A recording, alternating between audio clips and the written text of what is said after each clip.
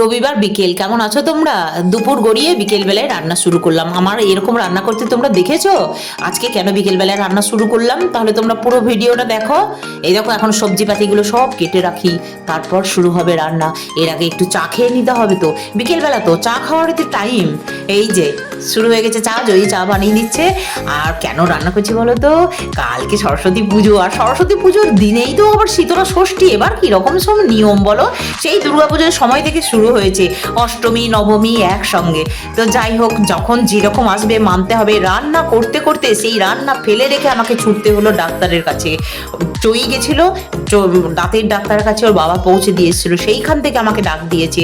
অর্ধেক রান্না সেরে নিয়ে ছুটে গেলাম সেই চেম্বারে। এই দেখো, জয়ীর এতক্ষণে ট্রিটমেন্ট শেষ হলো, ওকে নিয়ে ফিরলাম। কি ভয়ঙ্কর কথা শোনালো গো। কালকে জয়ী টক খেতেই পারবে না, আর শীতলা ষষ্ঠীর রান্নাতে টক তো মাস্ট। ওই যে বড়া ভাজছিলাম, সেই বড়া টক হবে, কিন্তু জয়ী তো খেতে পারবে না। দাঁতের ডাক্তার বলে দিয়েছেন, ডাক্তারবাবু বলেছেন যে 24 ঘন্টা এখনো টক জাতীয় জিনিস দাঁতে লাগাতে পারবে না। কি মুশকিল দেখো তো।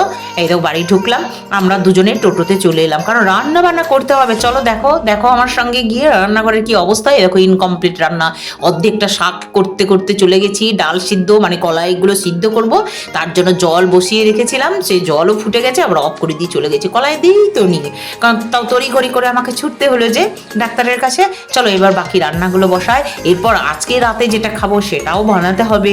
আর এইগুলো তো সেই কালকে গো, সরস্বতী পুজোর পরে, যখন 9:57 পর ষষ্ঠী লাগবে, তখন সেই দুপুরের লাঞ্চ হবে গো। সোমবার দুপুরের লাঞ্চ বানাচ্ছি রবিবার বিকেলে। কি অবস্থা গো। এই দেখো বড়ার টক করেছি, তোমরা কে কে খেয়েছো? মুসুর ডালের বড়ার টক দেখতে কি ভালো লাগছে, লোভ লাগছে না?